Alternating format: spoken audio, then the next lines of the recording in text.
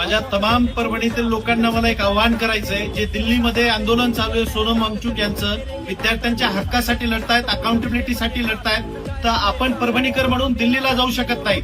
आज जी लढाई आहे, काही काळापूर्वी आपण बघितलं, स्वातंत्र्याच्या अगोदर ज्या काळामध्ये महात्मा गांधी होते त्यांना समर्थन कोणी केलं नाही, बाबासाहेबांना समर्थन होते तेव्हा कोणी केलं नाही, किंवा भगतसिंगांना पण समर्थन तेव्हा केलं नाही, परंतु आज आपण त्यांचं नाव घेतो।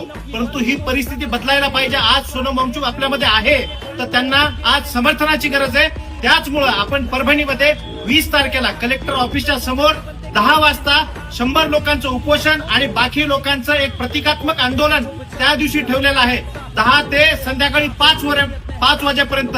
तर ते परभणी जिल्ह्यातले जेवढे जिवंत लोक आहेत, जिवंत ज्यांना वाटतं काहीतरी बदल घडला पाहिजे आणि या देशामध्ये अकाउंटेबिलिटी सेट झाली पाहिजे, त्या लोकांना आमचं आव्हान आहे की तुम्हाला त्या हक्कासाठी, त्या अधिकारासाठी आणि माझ्या तमाम परभणीतील लोकांना मला एक आवाहन करायचंय, जे दिल्लीमध्ये आंदोलन चालू आहे सोनम वांगचुक यांचं, विद्यार्थ्यांच्या हक्कासाठी लढतायत, अकाउंटेबिलिटीसाठी लढतायत, तर आपण परभणीकर म्हणून दिल्लीला जाऊ शकत नाही।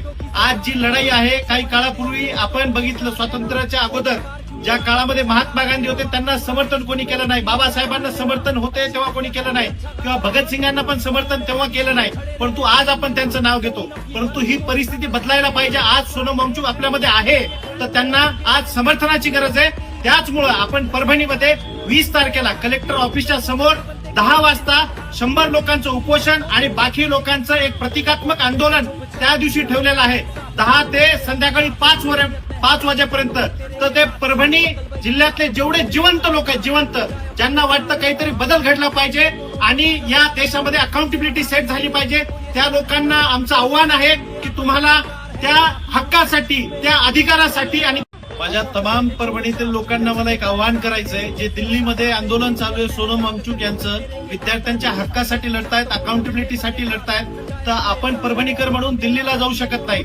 आज जी लढाई आहे, काही काळापूर्वी आपण बघितलं, स्वातंत्र्याच्या अगोदर ज्या काळामध्ये महात्मा गांधी होते त्यांना समर्थन कोणी केलं नाही, बाबासाहेबांना समर्थन होते तेव्हा कोणी केलं नाही, किंवा भगतसिंगांना पण समर्थन तेव्हा केलं नाही, परंतु आज आपण त्यांचं नाव घेतो। परंतु ही परिस्थिती बदलायला पाहिजे। आज सोनम वांगचुक आपल्यामध्ये आहे तर त्यांना आज समर्थनाची गरज आहे। त्याचमुळे आपण परभणीमध्ये 20 तारखेला कलेक्टर ऑफिसच्या समोर 10 वाजता 100 लोकांचं उपोषण आणि बाकी लोकांचं एक प्रतिकात्मक आंदोलन त्या दिवशी ठेवलेलं आहे, 10 ते संध्याकाळी 5 वाजेपर्यंत। तर ते परभणी जिल्ह्यातले जेवढे जिवंत लोक आहेत, जिवंत ज्यांना वाटतं काहीतरी बदल घडला पाहिजे आणि या देशामध्ये अकाउंटेबिलिटी सेट झाली पाहिजे, त्या लोकांना आमचं आव्हान आहे की तुम्हाला त्या हक्कासाठी, त्या अधिकारासाठी आणि